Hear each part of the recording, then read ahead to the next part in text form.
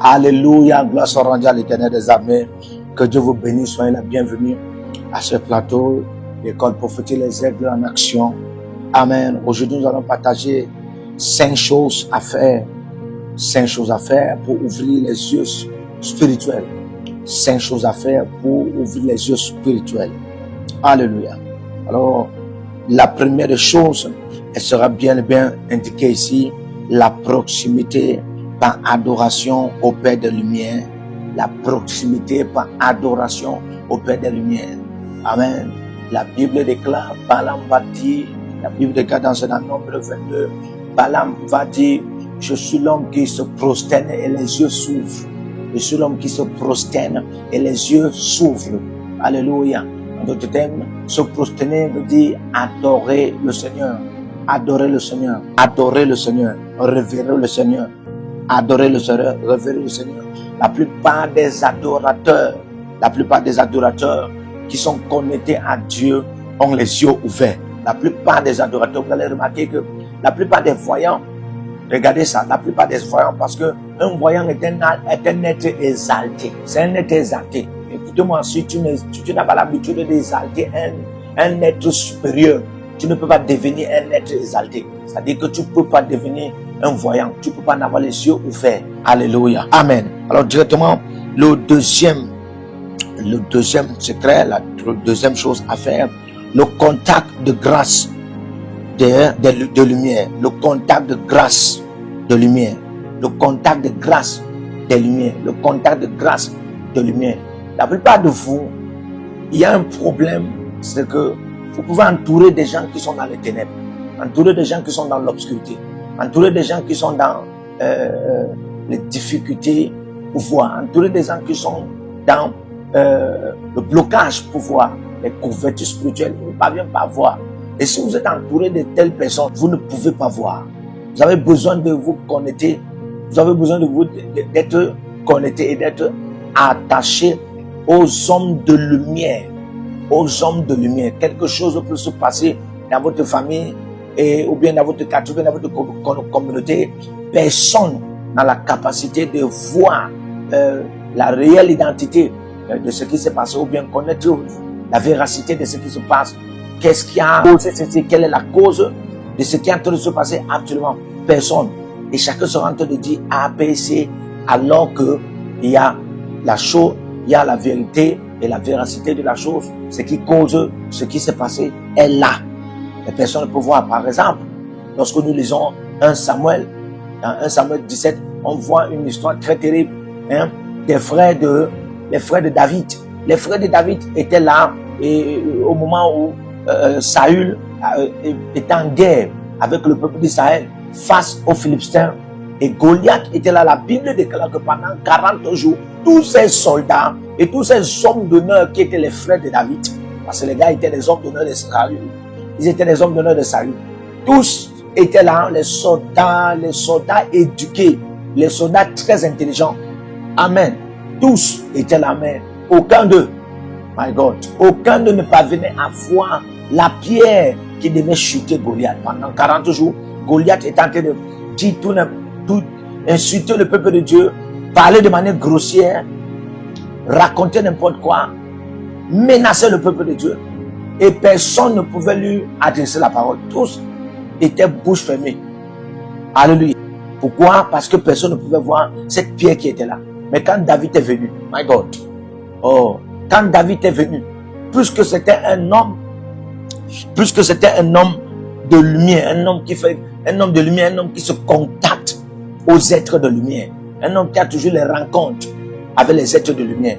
Frère, dès qu'il est venu, la pierre qui était cachée, que les bâtisseurs ne parvenaient pas à voir, lui, il a vu cette pierre et il a pris. Et c'est cette pierre qui a détruit Goliath. Tu as besoin de la lumière. Tu as besoin de la lumière si tu veux ouvrir tes yeux. Tu as besoin de la lumière ou encore le contact avec les êtres de lumière. La plupart des fois, ça peut vous arriver dans vos rêves, dans vos visions. C'est-à-dire que quand vous avez toujours des rencontres avec les pères de lumière, les hommes de lumière ou encore les anges.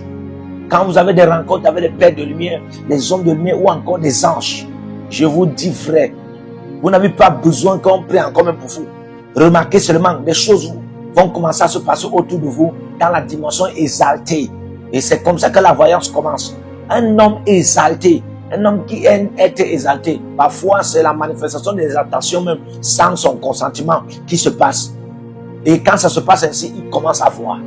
Alléluia. Amen. Troisième point directement, l'impartition de lumière des visions.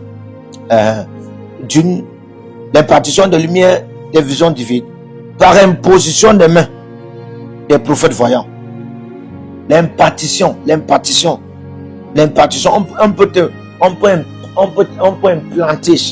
On peut implanter la lumière en toi. On peut implanter la lumière en toi. Quand vous lisez Ésaïe, son sang la Bible dit que lève-toi quand ta lumière arrive. Qui lui parle? Ça peut être un père spirituel, ça peut être un mentor, ça peut être un maître de l'esprit qui voit la lumière. Lui ne voit pas la lumière. Aïe, aïe, aïe. Lève-toi quand ta lumière arrive. On dit lève-toi, ça veut dire qu'il dormait. Mais en réalité, si tu ne peux même pas voir ouvertement, tu peux voir étant ensommeillé. Mais comment lui dormait ne parvenait pas voir? Donc, il y a des gens qui dorment. Le fait de dormir ne détermine pas les yeux ouverts. Quelqu'un peut dormir, ne voit rien. Quelqu'un peut dormir, ne voit rien. La plupart des gens qui ne rêvent même pas, c'est les gens qui manquent la lumière. Alléluia. Et maintenant, il a eu un contact avec un maître de lumière qui lui a dit, lève-toi quand ta lumière arrive. Lève-toi quand ta lumière arrive. C'est la même chose dans 2 Rois 6, le verset 17. Le serviteur s'est levé le grand matin. Dans le verset 15, il a vu l'armée syrienne qui a entouré Israël. Il va courir vers le maître, son maître Élisée. Il lui dit, maître, nous sommes finis. Mais il y a quelque chose qui se passe dehors. L'armée syrienne a entouré tout Israël. Nous sommes finis. Qu'est-ce qui va nous sauver? Alors le maître va lui dire, ne t'inquiète pas, ceux qui sont avec nous sont plus nombreux que ceux qui sont avec nous. Mais il ne comprend pas. Comment il dit ceux qui sont avec nous sont plus nombreux? Parce que lui ne voyait pas. Attention, lui ne voyait pas. Pourquoi il ne voyait pas? Parce que les yeux étaient fermés. En réalité, la fermeture des yeux dans le règne de l'esprit, c'est l'absence de la lumière. La plupart des personnes ont les yeux ouverts, mais ne parviennent pas à voir parce qu'il y a absence de lumière. Alléluia. Ils ne voient pas parce qu'il y a absence de lumière. Le prophète était entouré des anges de feu de lumière. Il a fallu qu'il lui plonge dans le rien là. Vous pensez qu'imposition des mains, c'est que... Non! C'est quand un homme de Dieu t'impose les mains. C'est comme s'il était en train de te plonger quelque part. Il lui a immergé dans un règne. Le règne où il était, le règne de lumière. Que Dieu vous émerge. Que Dieu vous plonge dans le règne de lumière. Pour que vos yeux s'ouvrent au nom de Jésus-Christ. Alléluia. Quatrième point. Développer une vie d'intercession générale pendant une période prophétique. Développer une vie d'intercession générale. Une intercession générale, c'est-à-dire prier pour tout. Prier pour tout. Développer ça. Prier pour tout et pour tout le monde. Tout ce que vous connaissez, tout ce que vous ne connaissez pas. Développer et calculer une période prophétique. Quand je parle d'une période prophétique, ça peut être comme la Pâque. La Pâque est une période prophétique. Ça peut être ce que vous appelez le 25 décembre, la naissance de Jésus, la résurrection de Christ. Tout ce que vous entendez là, ce sont des périodes prophétiques dans le règne de l'esprit. Des choses se passent. En réalité, les esprits connaissent. Des choses se passent. On appelle ça des dates historiques prophétiques qui ne sont pas appelées à être négligées. Surtout par des prophètes. Surtout par des voyants. Pour ceux qui veulent opérer dans le prophétique. Vous devez comprendre à maîtriser. À maîtriser et à saisir les périodes prophétiques. Dis-toi par exemple que c'est la période de la Pâque. Donc toi à commencer à intercéder. Intercède de manière générale pour tout et partout, pour tout. Tout ce que tu connais, tout ce que tu ne connais pas. Toute personne que tu connais, toute personne que tu ne connais pas. Les nations que tu connais, les nations que tu ne connais pas. Tu te mets dans l'intercession. Parce que l'intercession consiste à intercéder pour quelqu'un, plaider pour quelqu'un. Amen. Et quand vous intercédez, vous pouvez vous donner le travail d'intercéder peut-être pour 5 nations que vous ne connaissez pas.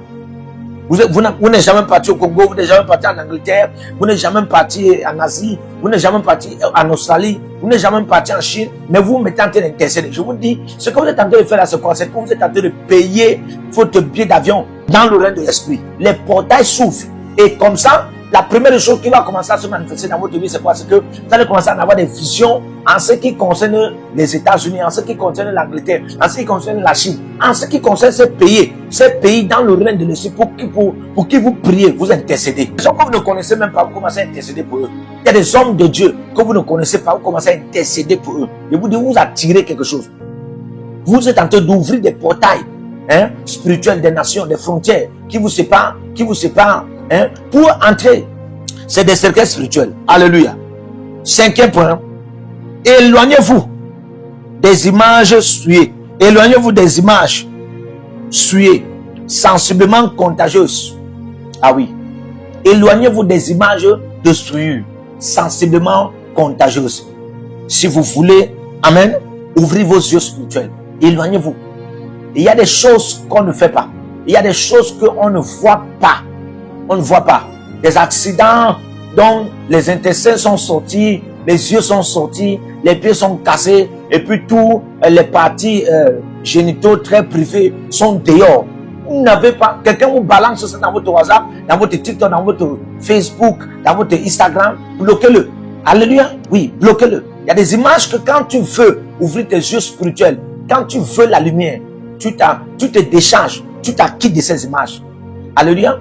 Il y a des visions aussi que vous ne devez pas voir. Ouais. Il y a des visions que vous devez refuser de voir. Par exemple, vous êtes en train de dormir, on vous montre des visions du genre, vous voyez une femme nue, un homme nu. Et vous êtes fiers de voir ça. Non, non, non, non. Vous pouvez déclarer, dès que vous pouvez déclarer que je ne veux pas voir ceci, et ça va partir. Alléluia. Vous devez comprendre ceci, que l'impact de la faisabilité des esprits n'est pas dans le règne de l'esprit. C'est-à-dire que quand un esprit a fait quelque chose dans le règne de l'esprit, le fait qu'il a fait ces choses dans le règne de l'esprit, ça ne veut pas dire qu'il a déjà l'impact. Non. C'est quand ces choses se réalisent dans le monde physique, quand ça se réalise dans le monde physique, c'est là où lui, l'esprit qui a fait ça dans le règne de l'esprit, a un impact. C'est la même chose avec les hommes spirituels, qui ont la capacité d'être dans le monde physique et dans le monde des esprits. Amen. Et des gens doivent comprendre qu'un homme spirituel est même plus dangereux qu'un esprit. Aïe, aïe, aïe, aïe. Oui, un homme spirituel est même plus dangereux qu'un esprit, parce que lui, un homme spirituel, c'est un homme qui vit entre le monde surnaturel et le monde naturel. Le monde paranoïaque et le monde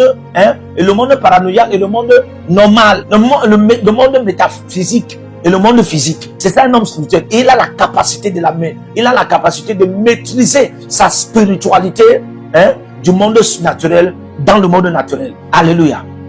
C'est la même chose avec les hommes spirituels. Vous pouvez proclamer une chose, et dès que ça prend dans le monde des esprits, c'est un impact. Alléluia. C'est pourquoi il faut éviter de voir des choses qui ne glorifient pas Dieu. Il faut éviter. Il faut éviter. Il y a des pensées parfois qui apparaissent. Je vais vous dire quelque chose. Si vous êtes quelqu'un qui a souvent des mauvaises pensées, vous avez des pensées bizarres, laissez-moi vous dire, ce sont des énergies qui combattent. Ce sont des énergies sataniques, des ténèbres qui sont en train de combattre vos yeux spirituels pour que la lumière ne surgisse pas. Ce sont des énergies et ça dégage comme ça des acouphènes. Et c'est des souillures. Alléluia. Par exemple, vous êtes en Facebook. Vous regardez tout dans Facebook. Vous regardez tout dans TikTok. Vous regardez tout dans WhatsApp. Vous regardez tout dans YouTube, Instagram, Twitter, Vibe. Vous regardez presque tout. Et quand vous faites ça, vous êtes en train d'accumuler des énergies qui pénètrent en vous. Ouais. Vous accumulez des énergies. Et ça bloque encore plus vos yeux spirituels. Donc si vous voulez ouvrir vos yeux spirituels, au nom de Jésus-Christ, éloignez-vous des images de souillure, sensiblement contagieuses. Au nom de Jésus-Christ. Pendant que je prie, je mets la main de l'Éternel sur vous et sur vos têtes. Et je décrète et je déclare maintenant que le feu touche votre système cérébral, vos cerveaux, vos subconscients, conscients, mémoire, et ouvrez vos yeux spirituels au nom de Jésus, que la lumière apparaisse au nom puissant de Jésus-Christ. Amen. Que le Seigneur vous bénisse. Partout où vous êtes connectés au prophète Jérémie Naou, à la source de feu de Jéhovah Tabira. Donc si vous vous connectez par vos semences, vous allez puiser du feu, le feu dévorant. Donc connectez-vous maintenant partout où vous êtes. Au Togo, voici, nous avons le flux de Togo. Connectez-vous maintenant. Au Togo, connectez-vous et puisez le feu dans vos batailles. Vous êtes en Côte d'Ivoire, connectez-vous maintenant par MTN et libérez votre semence par Wave sur Flows ou comme sur MTN et puisez le feu dévorant du Saint-Esprit dans vos batailles. Au Gabon, maintenant prenez les contacts et libérez votre semence. Libérez votre semence maintenant. connectez-vous et que toutes ces prières, toutes ces déclarations, tous ces enseignements deviennent maintenant votre héritage et siègent dans votre sang. Siègent dans votre sang et deviennent l'héritage de vos enfants. Partout où vous êtes. Vous pouvez aussi libérer votre semence par Réa ou par MoneyGram. Et vous mettez le nom du prophète Jeremiah Naoum qui est là, sur la fiche, et vous mettez le pays, le Togo, et vous mettez mon contact, et vous verrez la gloire de Dieu. Et le Seigneur ne manquera pas de vous bénir. Et vous pouvez aussi vous inscrire à l'école prophétique Les Aigles en Action, à l'Institut biblique L'Aigle de la Révélation. Vous êtes un jeune pasteur, inscrivez-vous maintenant. Et vous voulez une section de délivrance personnelle, inscrivez-vous maintenant. Vous voulez une consultation prophétique personnelle ou VIP, inscrivez-vous maintenant. Vous avez quelqu'un qui a été malade et vous voulez que je prenne soin de la personne et que je prie pour la personne. Vous avez quelqu'un qui a une maladie qu'on ne comprend pas, inscrivez-vous maintenant et vous verrez la gloire de Dieu. Tous ces enseignements, ces prières sont à vous, c'est votre héritage. Utilisez-les, priez avec, partagez et vous verrez la gloire de notre Seigneur Jésus-Christ de Nazareth. Et n'oubliez jamais, avant de partir, libérez vos semences et écrivez, l'Éternel a parlé, l'Éternel a agi. Shalom.